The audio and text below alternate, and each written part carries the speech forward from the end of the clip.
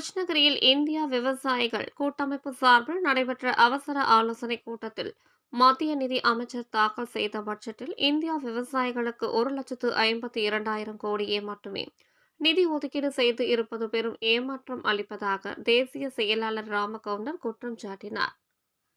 கிருஷ்ணகிரியில் இந்தியா விவசாயிகள் கூட்டமைப்பு சார்பில் மத்திய பட்ஜெட் தாக்கல் தொடர்பான அவசர ஆலோசனைக் கூட்டம் நடைபெற்றது.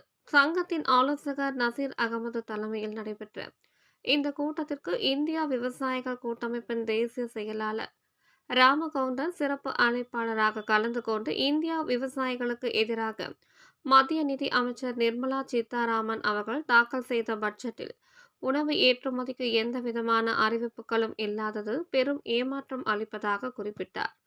இதனைத் தொடர்ந்து செய்தியாளர்களுக்கு பேட்டியளித்த தேசிய செயலாளர் ராமகவுண்டர் மத்திய நிதி அமைச்சர் திருமதி நிர்மலா சீதாராமன் அவர்கள் இந்தியா விவசாயிகளின் பெரும் எதிர்பார்ப்புகளுக்கு இடையே 2024-25 ஆண்டுக்கான பட்ஜெட்டை தாக்கல் செய்தார். கடந்த பட்ஜெட்டில் 2,50,000 கோடி விவசாயத்திற்கு ஒதுக்கிய மத்திய நிதி அமைச்சர் இன்று தாக்கல் செய்த பட்ஜெட்டில் 1,52,000 நிதி மட்டுமே நிதி ஒதுக்கீடு செய்து இருப்பது ஒட்டுமொத்த விவசாயிகளையும் வஞ்சித்து விட்டதாக குற்றம் சாட்டினார்.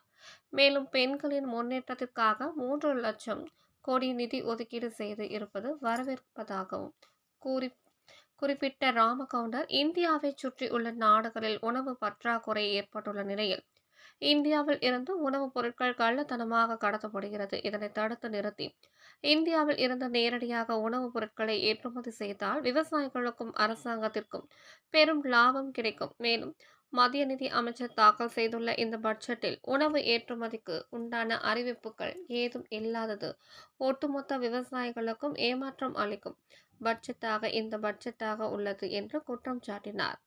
அப்போது நர்சரி சங்கத்தின் மாவட்ட தலைவர் கண்ணையா மற்றும் தமிழக விவசாய சங்கத்தினை சேர்ந்த வரதராஜ், அனுமந்தராசு, கோவிந்தராஜ், சக்திவேல், முருகன், சின்ராஜ், கனகராஜ் உள்ளிட்ட பலர் உடன் இருந்தனர். மாண்புமிகு பாரத பிரதமருடைய 11வது ஆண்டினுடைய இந்த ஆண்டு பட்ஜெட்டிலே மாண்புமிகு மத்திய நிதியமைச்சர் அறிவித்தது மிகப்பெரிய எதிர்பார்ப்புகளை விவசாயிகள் மத்தியிலே இருந்தது.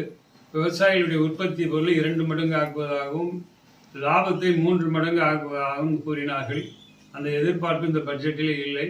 விவசாயிகளுக்கு சென்ற ஆண்டு 2,50,000 கோடியை வழங்கியிருந்தார்கள். இந்த ஆண்டு 1,52,000 கோடி மட்டுமே வழங்குவதாக அறிவித்துள்ளார்கள். மிகப்பெரிய ஏமாற்றம்.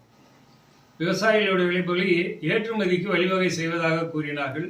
ஆனால் ஏற்றுமதியை பற்றி இந்த பட்ஜெட்டிலே ஒன்றுமே சொல்லியுள்ளேன். பெண்களுக்கு 3 லட்சம் கோடியை இந்த பட்ஜெட்டில் சிறப்பு அம்சமாக வழங்கியிருக்கிறார்கள், வரவேற்கின்றோம். அதே நேரத்திலே உழவர்களுடைய பயிர்க்கடன், கிராமப்புற மாணவர்களுடைய கல்விக்கடன் பற்றி அந்த முழு தள்ளுபடியை பற்றி எதுவுமே சொல்லவில்லை. இது மிகப்பெரிய ஏமாற்றம்.